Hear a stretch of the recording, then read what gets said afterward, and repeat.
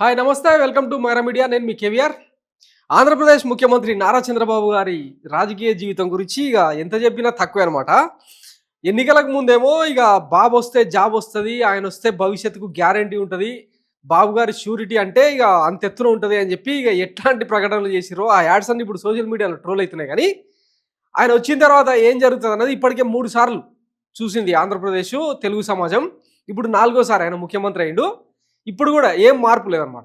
మళ్ళీ ఒకసారి పోయా మోసం అని పాట పాడుకోవడం మినహాయిస్తే ఇంక వేరే ఏం లేదనమాట.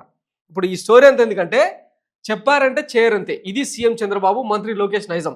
ఏటా జనవరి 1న జాబ్ క్యాలెండర్ ప్రకటిస్తామని హామీ. ఇదే విషయం రాసి పెట్టుకోమన్న మంత్రి నారా లోకేష్.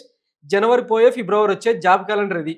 గత ప్రభుత్వ నోటిఫికేషన్లకు తేదీలు మార్చి డ్రాఫ్ట్ జాబ్ క్యాలెండర్గా ప్రచారం. ఆర్థిక శాఖ అనుమతి లేకుండానే కొత్త గ్రూప్ 1 పోస్టులు అంటూ ఆర్భాటం. ఇది తమను మోసం చేయడమని నిరుద్యోగుల ఆగ్రహం.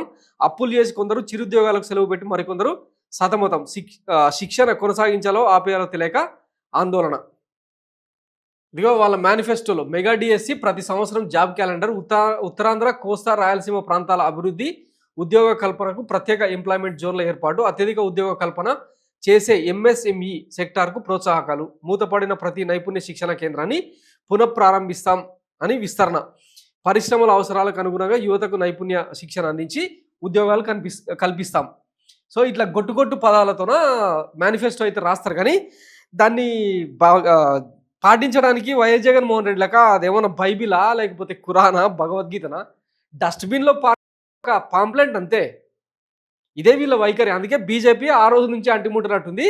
జనసేన ఇప్పుడిప్పుడే రియలైజ్ అయ్యి కూటమి సర్కార్ నుంచి పక్కకు వచ్చి ఆరోపణలు చేసే ప్రయత్నం చేస్తూ ఉందన్నమాట.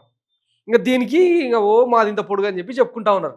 ప్రతి సంవత్సరం జాబ్ క్యాలెండర్ విడుదల చేస్తాం, రికార్డ్ చేసుకో, డే టు టైము రాసి పెట్టుకో, పారిపోయే బ్యాచ్ కాదు. నేను తెలుగుదేశం పార్టీ అధికారంలోకి రాగానే జాబ్ క్యాలెండర్ ప్రకటిస్తాం. ఎన్ని ఉద్యోగాలు, ఎప్పుడు ఎగ్జామ్స్, ఎప్పుడు ఇంటర్వ్యూలు, ఎప్పుడు ఆఫర్ లెటర్లు ఇచ్చేది చాలా స్పష్టంగా 2025 జనవరి 1నే ప్రకటిస్తామని ఎన్నికల ముందు 2024 ఫిబ్రవరి నుంచి ఏప్రిల్ వరకు యువగలం సభల్లో నారా లోకేష్ ఆర్భాటంగా సెలవిచ్చారు. మన ప్రభుత్వం వచ్చాక ప్రతి ఏటా జాబ్ క్యాలెండర్ రిలీజ్ చేస్తాం, 5 ఏళ్లలో పెండింగ్ పోస్టులని భర్తీ చేస్తాం, ఏటా జాబ్ క్యాలెండర్ ఇస్తామని యువగలంలో యువతకు హామీ ఇచ్చిన విషయాన్ని 2023 నవంబర్ 30న ఎక్స్లో పోస్ట్ చేసిన లోకేష్. తెలుగుదేశం పార్టీ అధికారంలోకి వచ్చిన మొదటి సంవత్సరం అంటే 2025 జనవరి నాడు జాబ్ క్యాలెండర్ మేము ప్రకటిస్తాం. బాబు వస్తే జాబ్ వస్తుంటే వాళ్ళ అబ్బాయికి జాబ్ ఇచ్చారు తప్ప మిగతా వాళ్ళు ఎవరికి.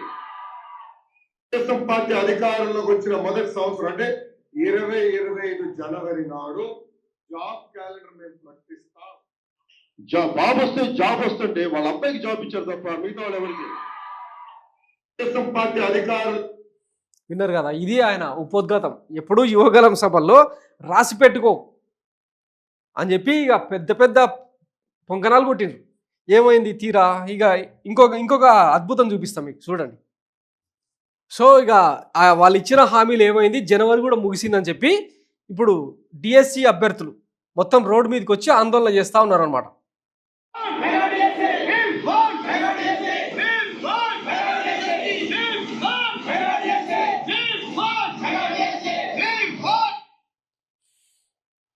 ఇంతే చెప్పడం, ఆ హామీలను మర్చిపోవడం వీళ్ళకు వెన్నతో పెట్టిన విద్య అనమాట. మోసపోవడం జనరల్గా అప్పట్లో రజనీకాంత్ ఒక సినిమాలో చెప్తాడు, సినిమా పేరు గుర్తులేదు, కానీ మోసం చేయడం ఒక ఆర్ట్. మోసపోవాలా వద్దన్నది అవతలోడిది ఇంట్రెస్ట్ అనమాట.